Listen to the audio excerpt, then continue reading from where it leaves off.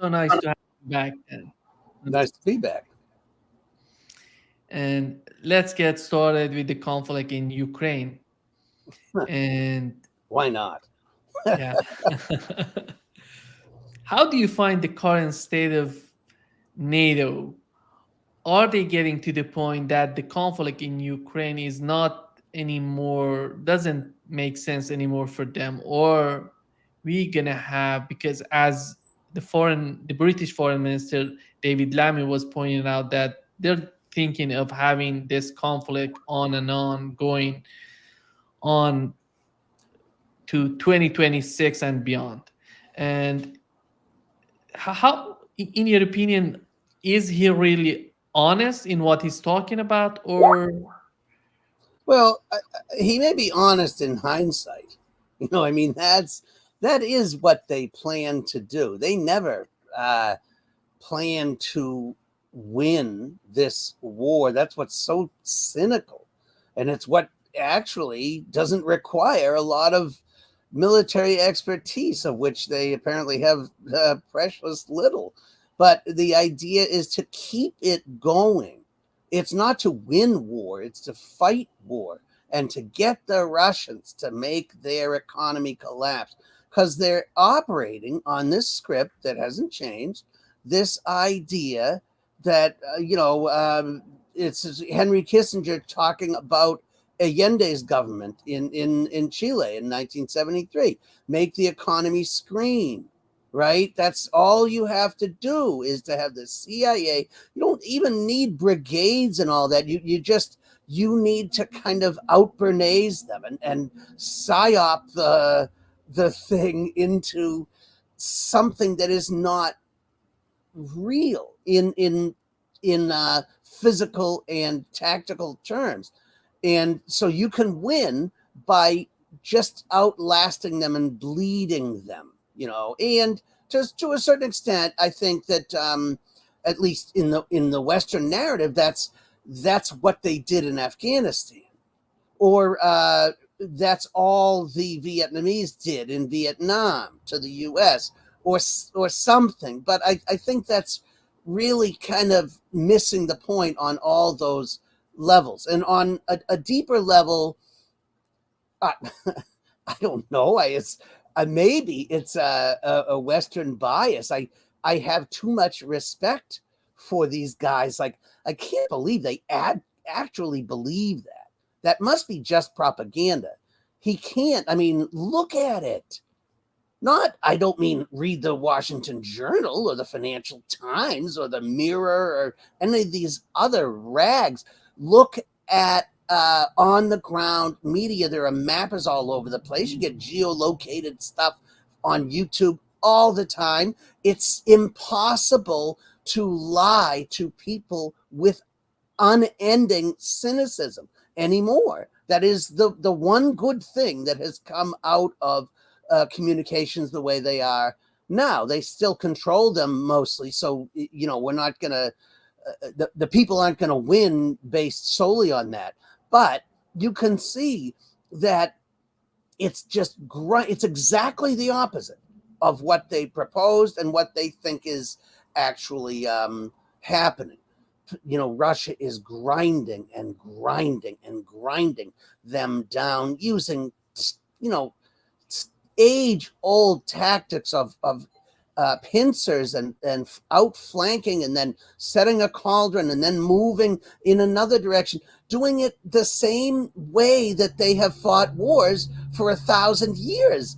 And I don't understand, from one point of view, the hubris of why they thought, maybe they believe their own like racist crap, that these people are subhuman, or they're inferior, they're Slavs, that they can't possibly, they work hard, but we know, we Brits and Americans know the how the real ins and outs, but they clearly don't.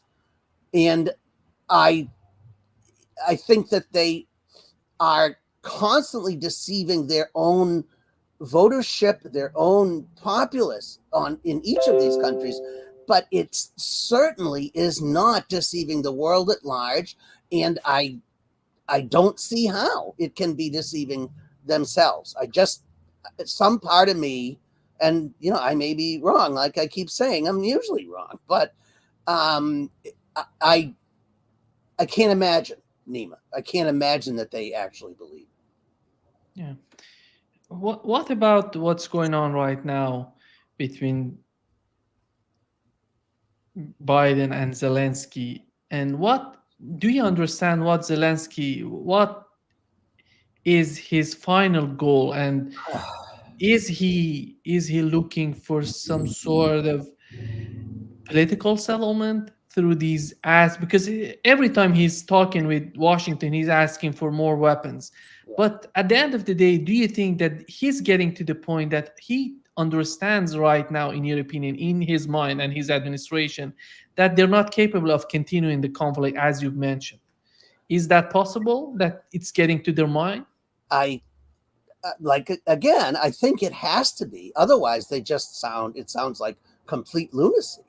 Because I don't like. He's going to meet with Biden in a few days, and all the observers are predicting that there's going to be this huge eruption in clashes uh, over that time, because they're going to try really hard to look like they're winning or look like they're getting something. And in fact, exactly the opposite is happening. Like I said about the grinding, this thing is just going on, and they are every single thing is a home run play, or what they call a Hail Mary pass in American football. That it's a last minute throw to end the game, and it's almost like that's all they have in their strategy. They took these territorial brigades, trying to set the flanks for protect the flanks from the 72nd Mechanized Brigade, and they were completely unmotivated. They were collapsed instantly, and so they still haven't withdrawn, but there's nothing, there's no there. And I think the whole thing is like a clown show that they keep. Imagine, I mean, Zelensky's an actor, so he was hired by one of the oligarchs to do what he does, and is actually understands that he's playing a role. I get that, but it sounds like they can't get outside the play. It's like the government inspector by Nikolai Gogol or something. They're all marching around pretending, and they can't.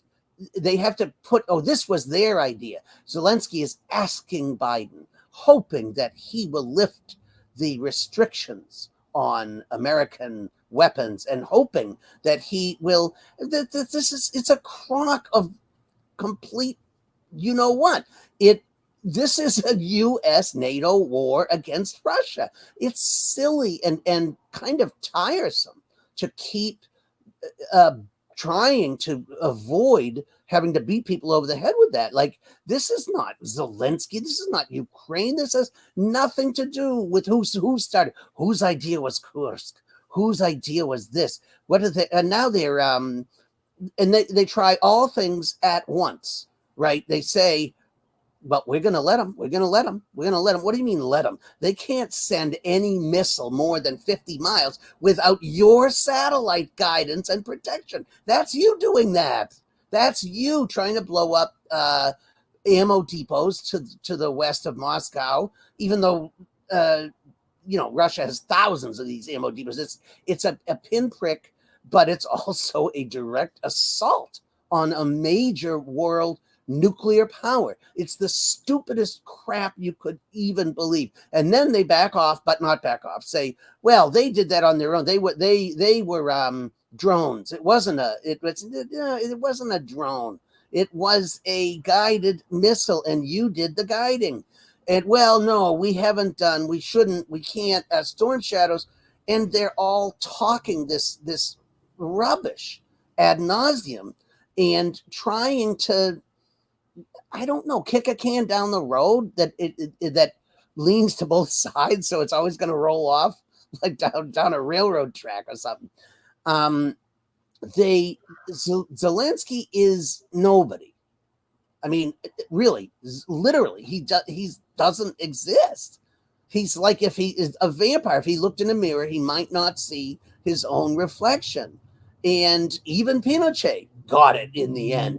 And even all of their proxies, all of their Savak agents, all of the Samosas, and have met the sword when they thought they would hang on to that patronage. It doesn't work that way. It has never worked that way. It will never work that way. That is not how the siege of Dien Bien Phu is going to end. That's not what it ends with. Is an American plane flying out of Hanoi with people hanging off the railings of the U.S. embassy, and the same thing 30 years later from Afghanistan, the exact same picture, almost as if they used an overlay and just redid. Oh, wait, note, this is Afghanistan. This is no longer Vietnam. And I don't know, they don't seem to learn. But one of the reasons they don't seem to learn is they have so much power. And as much as I like talking about it, I realize that I'm just a voice.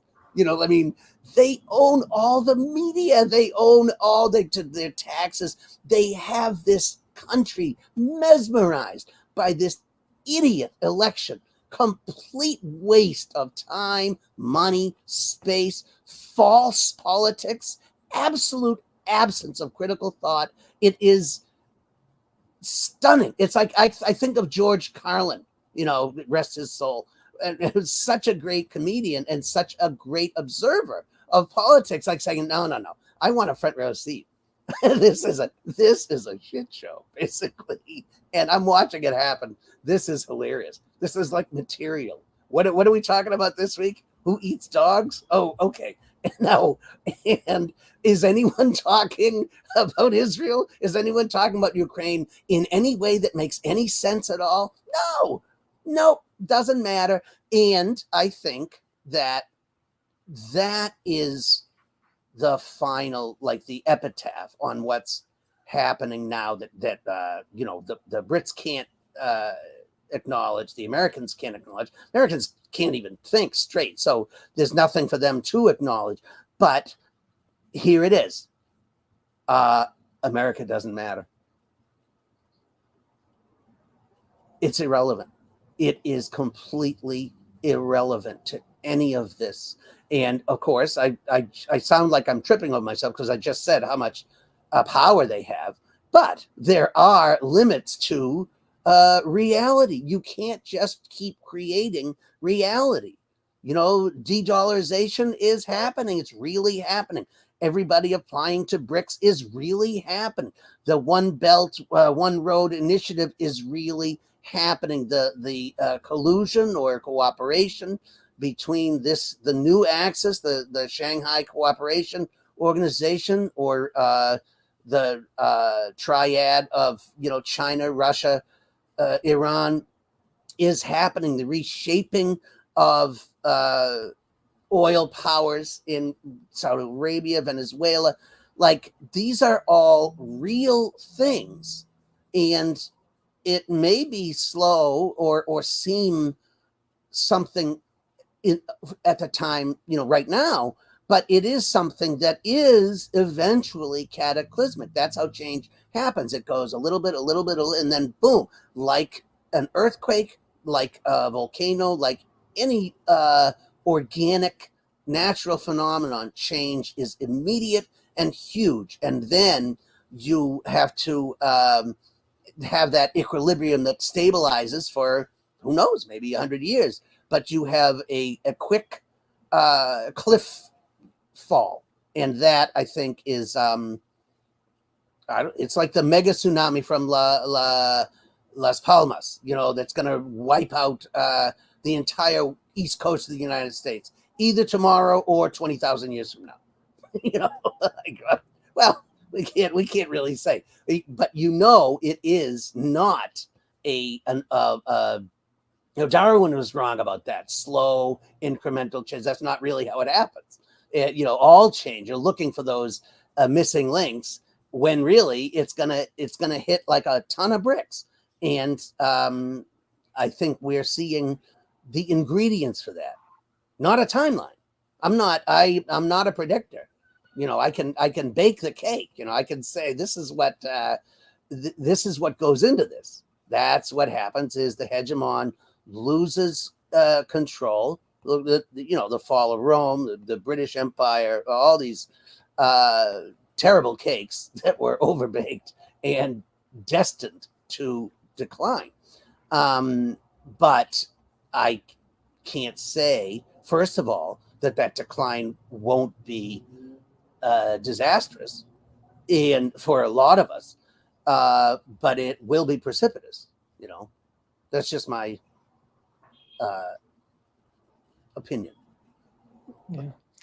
In your opinion, right now, one of the points that we know that definitely they're going to talk about it, Zelensky and Biden, would be this in Zelensky's victory plan, and as he calls it, I victory love that, isn't it? It's like Edward Bernays wrote this whole thing, like it's public relations victory. Remember Henry Kissinger talking about winning the peace in Vietnam. He went to Paris to win the peace. Okay. I'm sorry, go ahead. The point here is that he's talking about an invitation coming from the United States to Ukraine, inviting them to be part of NATO. How do you see right now Biden's final days in his position, in his power? Do you think that he's going to give them as a gift? It doesn't make any sort of commitment on his part, but how do you see his behavior? See, again, I don't recognize any change in power. I don't recognize anyone's final days. These guys now, I wrote a piece, I don't know, a couple of years ago. So all U.S. presidents are war criminals. Like let's not pick and choose here. And they're lined up like clerks at a Walmart. Just I'm on cashier 15 and I'm going to 16 and then I'm going to 17. Like they have all done the right thing, and the right thing is what they're told in a room with no one else listening, and their job is to do it. And so Biden is just continuing playing the game. I think he's making fewer decisions than Woodrow Wilson when his wife was running the country for like a year and a half. There's nothing, it doesn't matter. It doesn't matter at all. What I do think is important is who's doing it, who has the power, what are they doing? And that, I think, can only sputter at the end of someone's rubber yes stamp, which is why they are pushing so hard for Kamala Harris. They want a Manchurian candidate to beat the band. They want something. They grew in a petri dish at the DNC, ready to just unleash this on the world and do what? Do nothing. Do the same.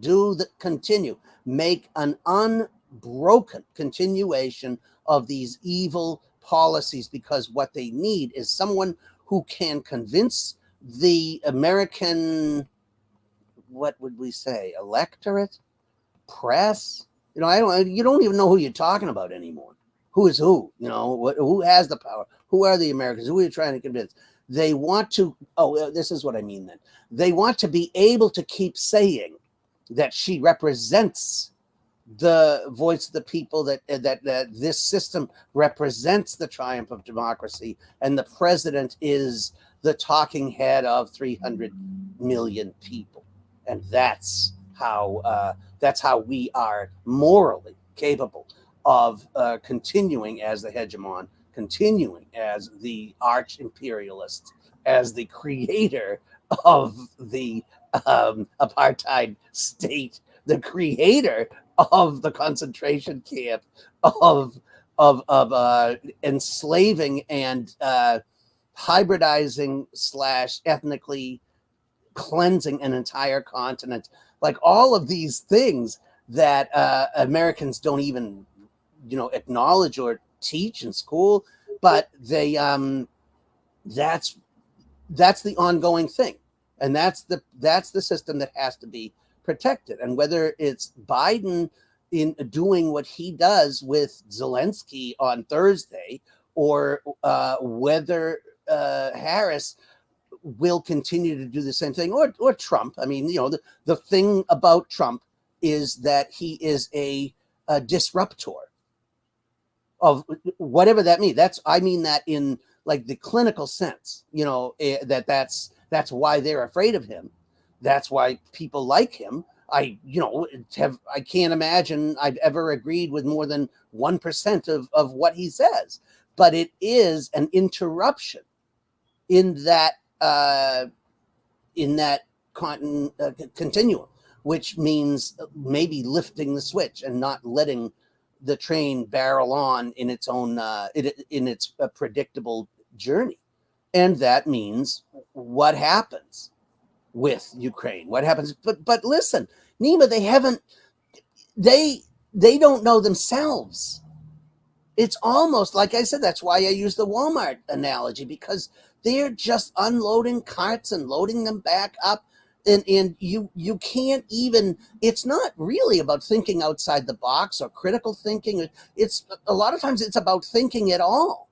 Like you walk into this factory where all these people, what are you doing?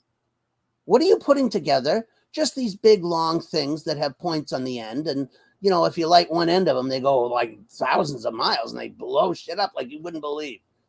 Why? Why? I don't understand. And he's one of those. He doesn't understand. If you openly think, you're like brandished as an outsider. And that's what's going on in the full society, not just, that's why people will accuse me of babbling. But I think if you start talking about Ukraine and Zelensky and Biden, you're talking about all these things, including the plasticity of the American mind, how it is corrupted from birth. When you're starting having these kids in the toy store, you go down the pink aisle for girls and up the ride 'em tank toys for boys. And that is how that you can't say that is not cultural training. It's not just semiotics. These are things that they are going to take and shoot down things in their own backyard, pretending, of course, and grow into the soldiers of empire. It doesn't just happen from nowhere. Yeah. We had a meeting between Starmer and Joe Biden, in which it seems that Pentagon is getting more serious in terms of the foreign policy, especially in Ukraine. Do you think right now Pentagon is in charge of what's going on in Ukraine, or what would be the policy in Ukraine in the near future, or is it still in the hands of Anthony Blinken and Jake Sullivan? That is like reading tea leaves, or the 8-ball, you shake it and it says ask again, or signs point to yes. There's always been this rift between the CIA part of the ruling class, lever pullers, and the Pentagon. You had this with Albright and Colin Powell, with that famous clash where she said, well, where is this unbeatable army you're always talking about? And he was like, alive. Like, what? I mean, and you always have that response, or that the narrative of that response. I wasn't in any of these meetings, so I only know the kind of the cartoon version, but that is what is known is that the Pentagon cares a little bit more about soldiers and about physical boots on the ground. That's like, wait a minute, this is war. This is how it happens. It isn't something. It isn't a psyop. It isn't something coined by Edward Bernays. The reason I keep mentioning him is this is Freud's nephew who ran. It was considered to be the father of public relations. How do you get women to smoke by running this thing calling the in the 20s, I guess, was that cigarettes were torches of freedom, right? That you're tapping into this feminist independence to give them cancer and ruin their lives forever. Right? But you look at this. We could double our revenue if we could get women to smoke as much as men. If it wasn't unladylike, hell with that. It's my making a choice. And okay, why is that relevant? Because that is the American eternal psyop. How to make things look like they aren't, and how to accept them, how to get us to accept 2 + 2 is 5, or whatever you want it to be.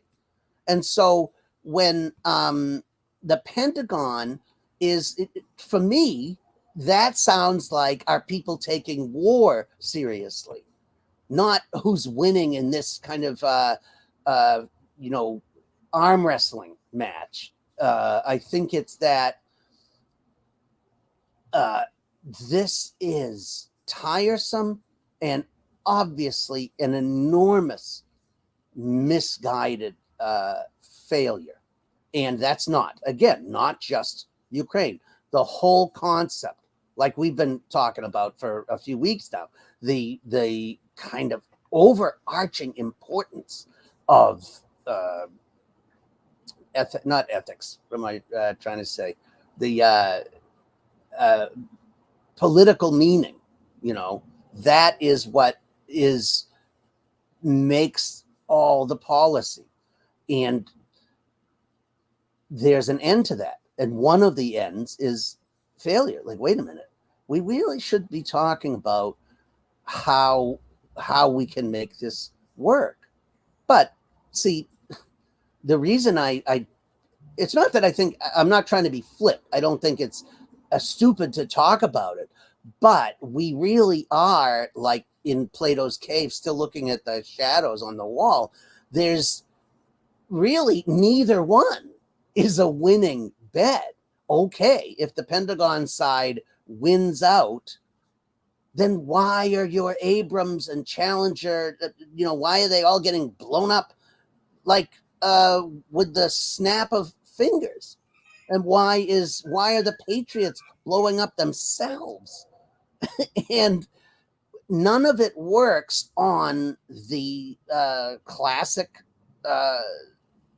combined arms conflict level, let alone it certainly has worked. The CIA is doing quite well. They have this fake election running on all channels. Nobody is second guessing anything. No, I am, obviously, and all the people I respect are, but most people have no clue. They have not won the world. The world is now sick of it. And I've been saying this for years, and I think, again, it's an ongoing thing. But I think to the extent that they control public opinion, that they control the psyop, it is only for domestic consumption. That particularly outside of the West, they might as well be talking to themselves. They're telling lies. They're blowing up. They're saying things that are obviously untrue. And they're doing things that are malevolent and continual. And people are kind of, the first thing is, like people scratching their heads. But that's what you did with Nicaragua, though. Well, we are Nicaragua. Well, that's what you did in Iran. Well, well, because we are Iran. We did, we've been facing this for 100 years. So and now there's an alternative. We won't get killed if we don't listen to your dollar jingle play. Well, guess what, guys? I'm making a different choice, and that drives panic in the ruling class of the Western elites.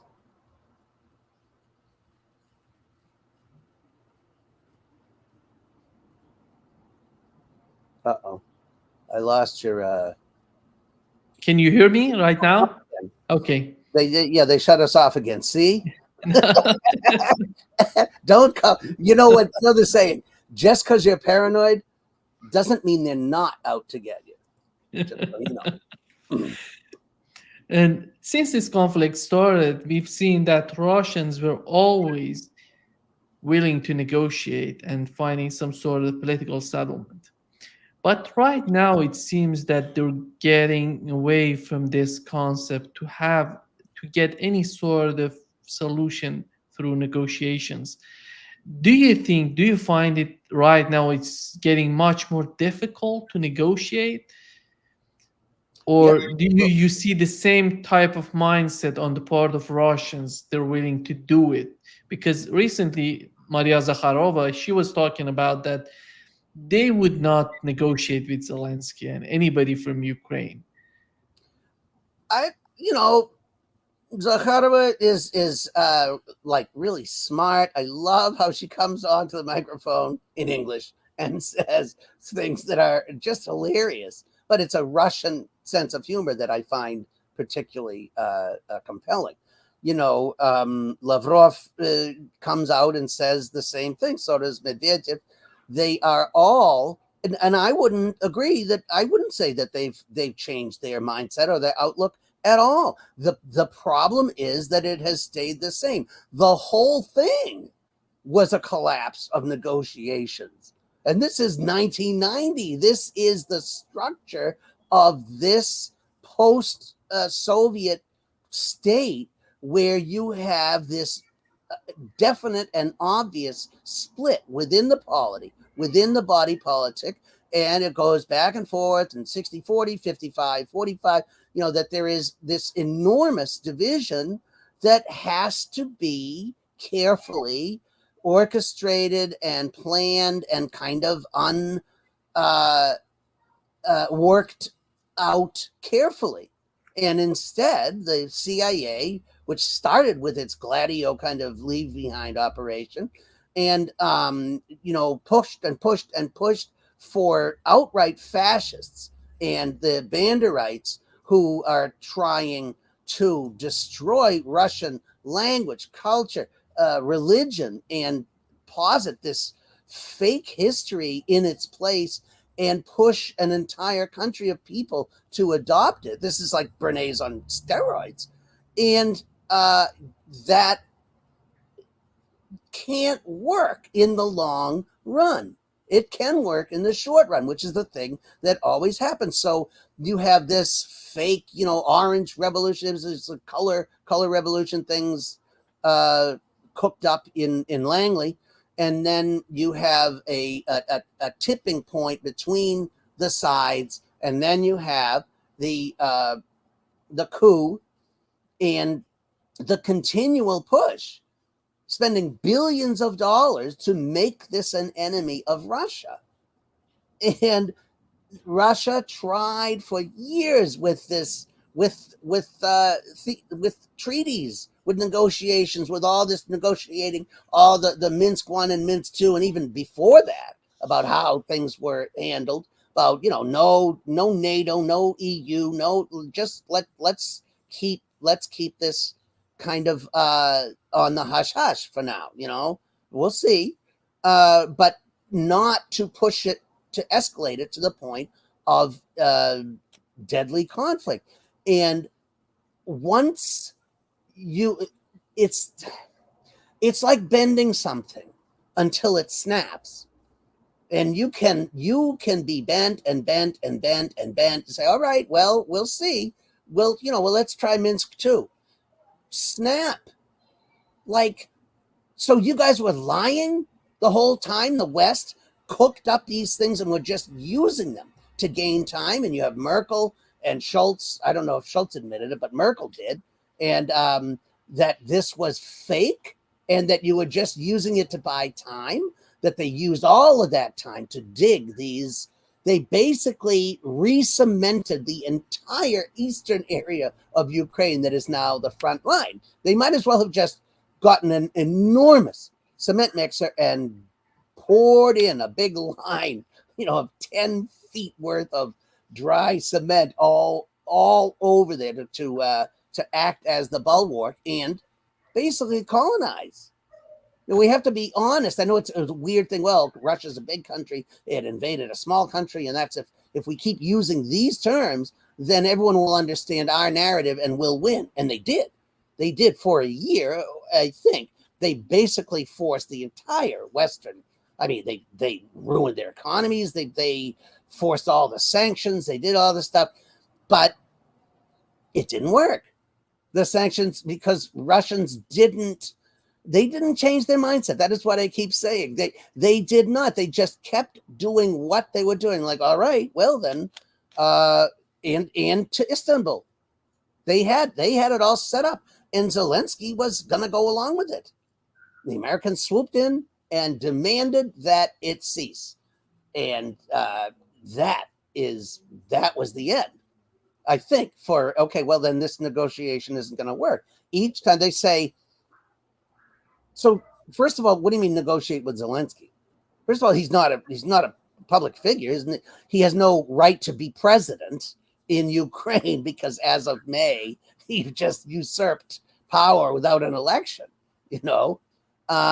So he's not calling the shots. It's not a war with Zelensky. It's not even a war with Ukraine.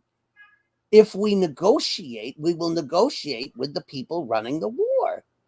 These are the people who used Minsk 1 and 2 as the waiting game. Like I said, that would be NATO and the United States. That's who we'll have to talk to. And what they see, like, Native Americans. There's no treaties with these people. They might as well use treaties with toilet paper so they can wipe their ass with it afterwards because it means exactly the same thing to them. There are no treaties that are permanent, that make any sense, that they're allowed to have to be held to. And so the Russians gave up. And they said, well, you know what? We're not giving up on what we believe, but this is going to be the outcome. Not whatever you pretend to give us. We'll just do it ourselves. And that is what is happening. I don't think that they are against negotiations. It's that the West has made the concept of negotiating so cynical and so hollow and meaningless that only someone who's not in their right mind would negotiate with that, because they're an intensely practical group of people, to be honest. I don't want to be generalized and, make broad brush cultural accusations, but that's how Russians are.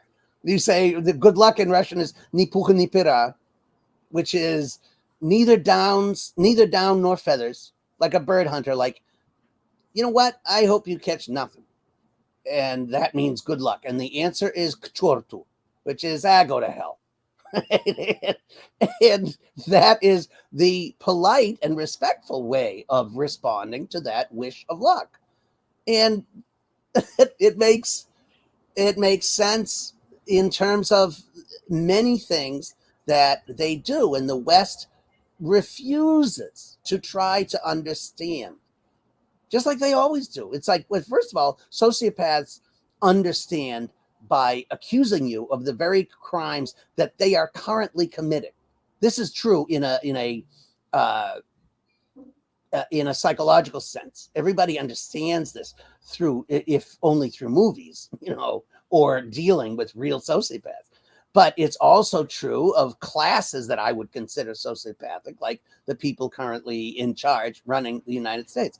They're always accusing of the crimes that they're currently committing. And so it's like massive gaslighting. You have no idea what. Why are you talking to me like that? You're the one who started this. And there's no way of separating that from the reality. So where do you get off that train? And like I said, it bends until it breaks. You eventually get off. And that is the thing I really believe. Like I said, we don't have time, and I don't have a calendar or anything, but I really believe that is happening, that we're getting off that train. We meaning the thinking people of the world. Those of us living in the belly of the beast have a long way to go and a lot to suffer from, because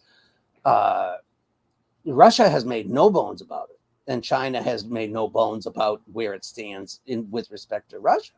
They're not bluffing when they say, if you're going to have these people that have them use, which means you use guided missiles to reach inside Russia.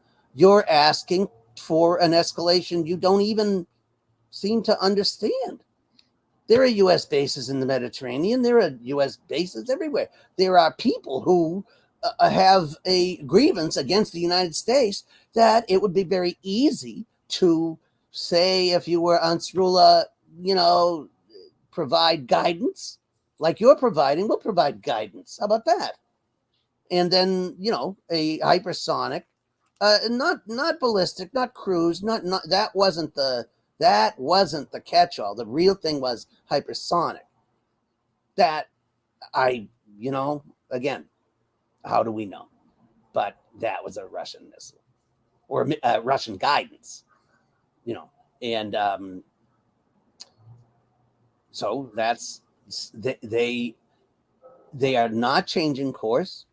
There's no reason that they should. There's no timeline for them. I mean, Americans talk about what they're going to do in terms of the election, in terms of negotiations. What is it? Because language is the only reality that they observe. Language is not a substitute for reality, and they don't seem to recognize that. And so they can keep talking, and the Russians will say, like, okay, yeah, well, go on. I get a few things to do, so you keep talking. Go ahead, have fun. Ni poca ni pera, or just say chortu at the end of it. Thank you so much, Dan, for being with us today. Great pleasure to talk with you. It was nice. Well, I look forward to seeing you again. Hang in there, okay? Boa noite. Boa noite.